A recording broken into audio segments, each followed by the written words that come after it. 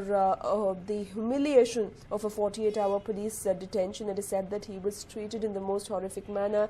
The police officials had thrashed him badly. There was no food or water offered to him. His relatives were not allowed to meet him or see him, and that is what has led to a rage in the locality. His relatives, friends and well-wishers have come out in the open and have demanded that the police take action against the errant police officials in question. And in this regard, the police commissioner as well as the additional commissioner of police have suspended the Kempegowda Nagar police station station house officer, who is C.D. Nagraj. He has been suspended as of now. Well, in fact, the police, however, went on to state that Pradeep is an unmarried youth and he lived with his parents at Lakshmipura in the third floor of the building, which was owned by his father, Iranna. He had rented the second floor out of the house to another cab driver who lives in the second floor of the building. And Pradeep, reportedly, as per police accounts, was an alcoholic and used to make vulgar gestures towards the tenant's wife. And 3 days ago, a drunk Pradeep returned home at around 10:30 p.m. Knowing that the cab driver was not at home, he knocked on her door when she was asleep, and he asked her to open the door, and when she refused, and that's when she filed a police complaint against him. However, there are different versions of events here. All the supporters of Pradeep claim that in an inebriated state, he accidentally knocked on their door and objected to them dumping garbage after a party, and that is what led to an argument, and then he was put behind bars. Well, my colleague Deepak joins us back on the phone line. Well, Deepak, coming back to you, take us through the latest details.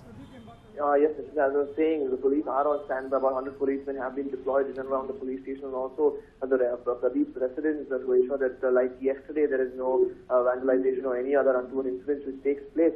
Now, a troop of KSRP policemen are also there for added protection. Now, 9:30 this morning, the body will be sent for a post-mortem. Now, the report of this is expected at about 2 o'clock. So, in between, we can expect the residents to once again take out protest against the alleged errant police inspector. Right, and also we understand that the inspector has been suspended as of now, but there are quite contradictory versions of events as to what exactly happened. While a few claim that Pradeep was a womanizer, an alcoholic, and he would make vulgar gestures at women in the locality. On the other hand, his family members and well-wishers claim that he was unnecessarily dragged into the controversy. Any clarity on what exactly is the truth? Yes, sir. There are two sides to this particular story. While one says that he was that particular night he was just on his terrace. His father had rented out a particular house which was vacant for quite some time. He was not aware of somebody who had occupied that particular house in the building. Now that's when he noticed a particular amount of garbage which was dumped outside, and he went to ask the tenants about what exactly happened. That's when he knocked at the door. There was a bit of an argument. That's when the police were called in. The husband and wife living in that house, because he was drunk and they did not know that he was the owner, and such a situation broke out that they thought he was just a troublemaker who was drunk and trying to disturb them. They complained to the police, and the police took him to custody. This is one side of the story. The other side says that it was a case of harassment, where he went ahead and actually spoke to the woman in a very abusive manner, tried to harass her. That's why the husband and the wife together complained. But the big question is, Nishita, if it was a case of harassment against a woman, a case would be registered, a case of rape would be registered. If it was severe, or a case of sexual harassment would be registered. None of this was registered at all. A complaint was taken, a verbal one, no FIR was filed. Now the big question is, if it was such a serious case, why was there no FIR filed? Why was he, now according to the rules, if he is arrested, a person is arrested, he has to be produced before the magistrate within 24 hours. This again was not done. He was in the police station for over 2 days. He was beaten up. There was no FIR lodged. And now all the action that has been taken now against the police inspector is that he has been suspended for now. So it's quite contradictory to what's exactly being said, what's happening. Because if it is a situation where he has committed a crime of sexual harassment, or if he has done something wrong, an FIR had to be filed. Now the biggest fault here is that the FIR was not filed, and he was detained in the police station for 2 days. Right, absolutely. We understand that without filing an FIR, he was treated in the most atrocious manner, and now an innocent life has been lost. A possible innocent life has been lost because of the atrocities that the police officials meted out to him. But we understand that the cop in question, who is under fire at this point in time, has been suspended. Any other action being initiated? It is not just the cop, C.D. Nagaraj, but other officials in the Kempegowda Nagar police station too, who were involved in this crime.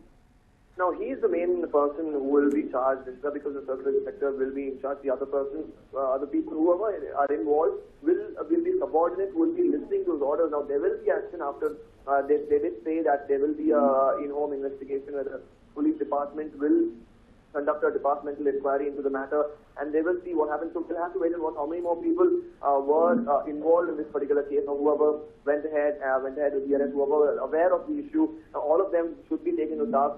Now, yesterday, Alok Kumar did arrive at the scene. He did promise that appropriate action would be taken against these erect officials. Right, thank you for joining us with all those details there, Deepak. Well, these were the scenes witnessed last night, and even this morning, security has been beefed up to ensure that if any untoward incident takes place, the security officials are present on the spot to keep it under control. But enraged neighbors, friends and relatives of 26-year-old Pradeep, as they feel that their friend lost his life because of the atrocious behavior of the police officials, and that he was truly innocent.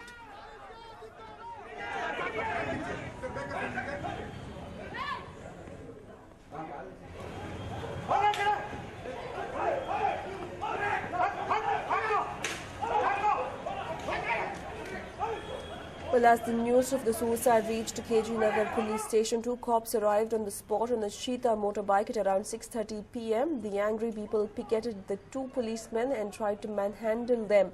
Sensing the danger, the cops fled the scene. The mob then set the bike on fire. Subsequently, additional forces from neighbouring police stations were pressed into service. Cops resorted to mild lathi charge to control the crowd. Following the incident, the relatives barged into the police station and assaulted the ASI and constable. They also set vehicles on fire, protesting against the same. MLA Ravi Subramaniam arrived at the spot to talk to the protesting residents, and this is what ensued. The cops even resorted to lathi charge to disperse the protesters. Additional Commissioner of Police Alok Kumar arrived at the spot to take stock of the situation, but much has not been revealed about who is responsible for the mess. The people continue to blame C.D. Nagaraj, the circle inspector of the station where Pradeep was kept. Well, Pradeep was reportedly made to sit inside the cell only in his undergarments, and his body was full of injuries. There were blood clots on his thigh, back and shoulders.